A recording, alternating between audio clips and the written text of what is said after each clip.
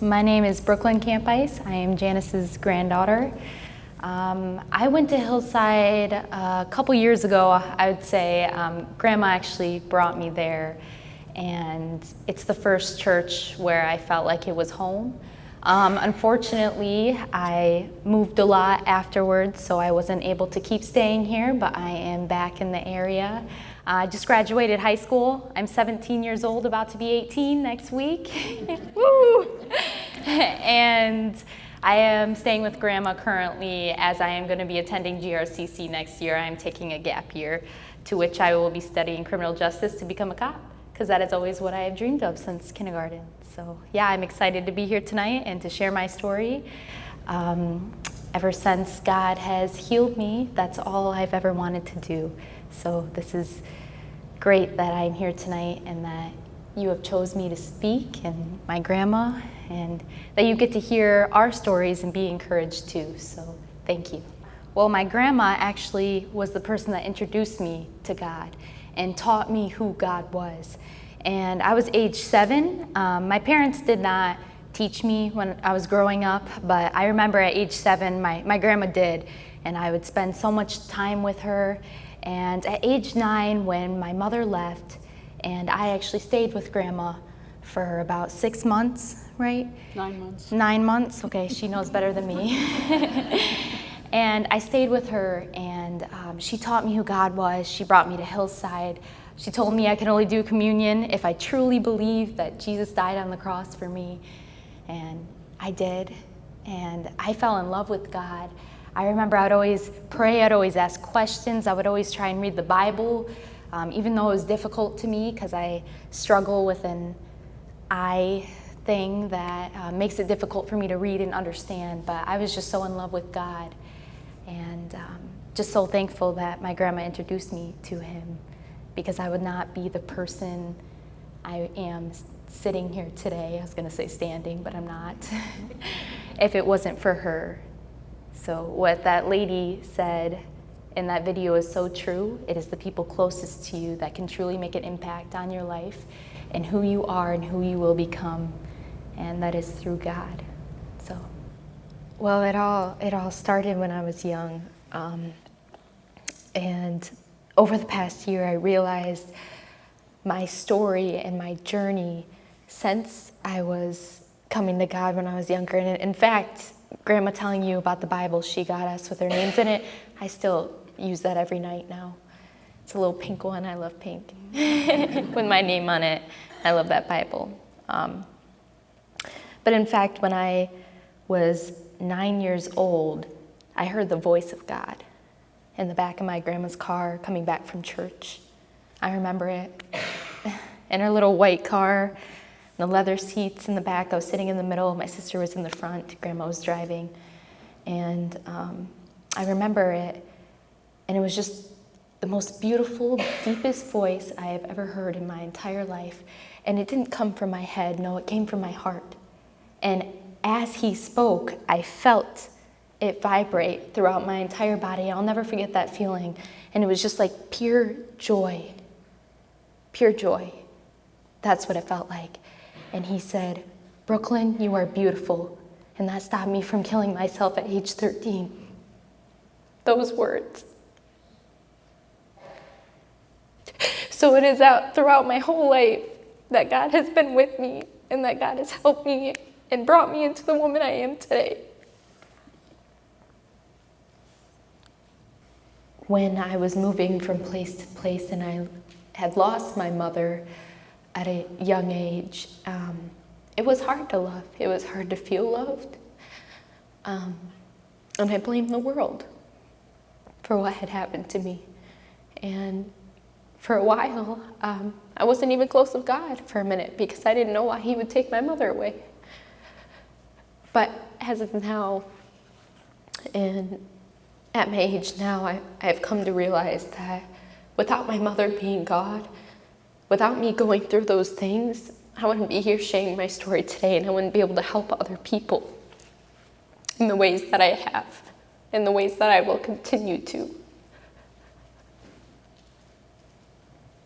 So God, it's through suffering that we see Christ. It is through suffering that we find out who he is, and it is through suffering that we can help others. So don't blame God, don't blame others for something that is happening to you. Have joy in those moments, because it is for a reason. And God would not put you through that suffering if he knew you couldn't handle it. He knows how strong you are. He knows how capable you are. And he's been with you this whole time. This whole time. The past year or so, I actually, I suffered a lot mentally, because not only losing family members, it wasn't the only things that I've went through. I have went through pretty much everything that you can imagine. And then I was diagnosed with a tumor on my spine, specifically between L1 and L2, on my psoas muscle and on my sciatic nerve. And it caused me a great deal of pain. And I was in the hospital a lot. And then I started having seizures. And no one could tell me or explain to me why I was having these seizures. So the doctors couldn't help me, and they didn't. And I would spend many weeks in the hospital feeling like I was crazy, because I couldn't explain why these things were happening, and either could anyone else. And something in me kept fighting and kept holding on to God. And I just kept saying to all the nurses and the doctors that God is going to heal me. He is going to heal me. And I had some that stayed by my side, and they believed it too. And they seen it, and they seen it in my eyes, and they were there with me through it. Now, I didn't have a whole lot of visitors until probably much the end. So I stayed 2 weeks in Ann Arbor, and Grandma stayed up with me most of the time. And God spoke to me, and he said, I'm going to take it away. And at that time, I thought he meant the tumor.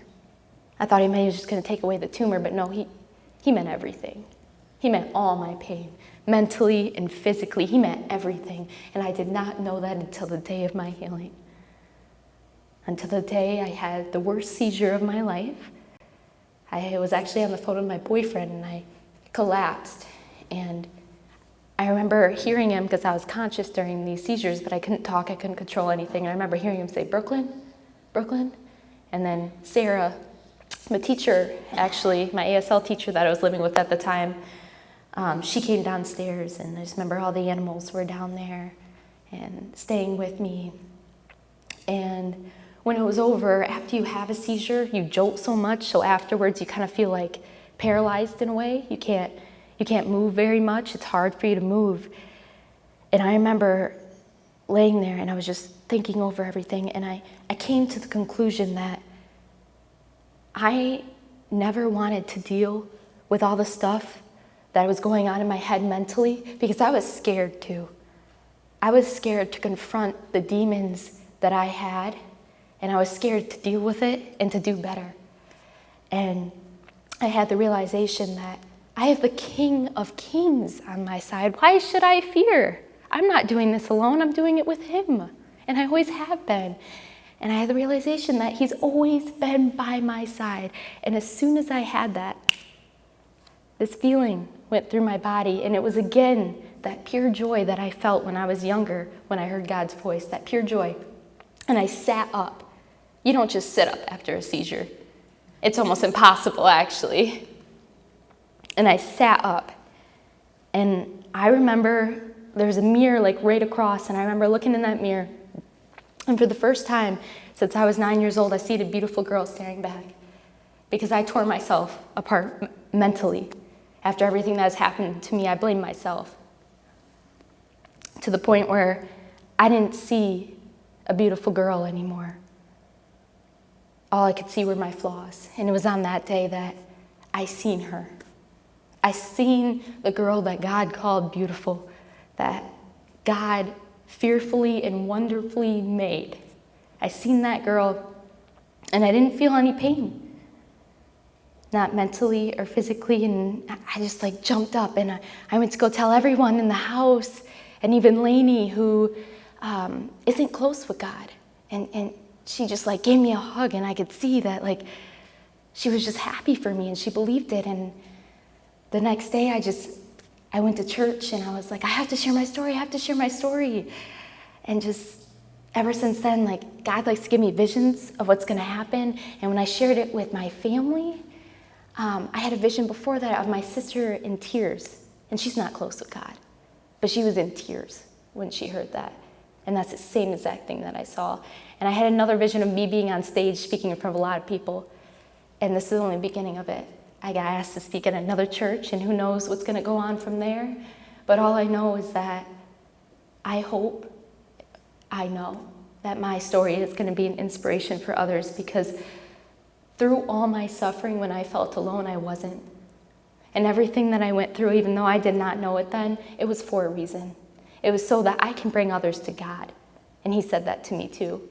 It's another part I forgot to mention. In the hospital, I asked why, like why, after everything mentally, why do I have to suffer physically too? Why? And he said, you are going through this to bring others to me. Now that's not easy to hear. That's not easy to hear when you're in the hospital, having no hope, to know that you're going through this for others. When they think you're crazy. But I did it for him. And I'm doing it for you. For God so loved the world, he gave his only son, because he loved people. And just like that lady said, love others, love people, forgive, be by their side when they need it.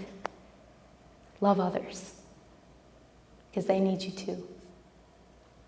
You need to inspire them too. By sharing your story, you will.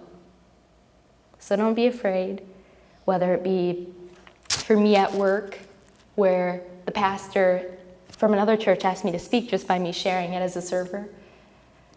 Doesn't matter the situation you're in, God has put you there. So do not be afraid to be who you are and to share where you have came from and what God has done in your life, because I promise you it will inspire others who need to hear it. And I'm only 17. So I think I've made it. Thank you.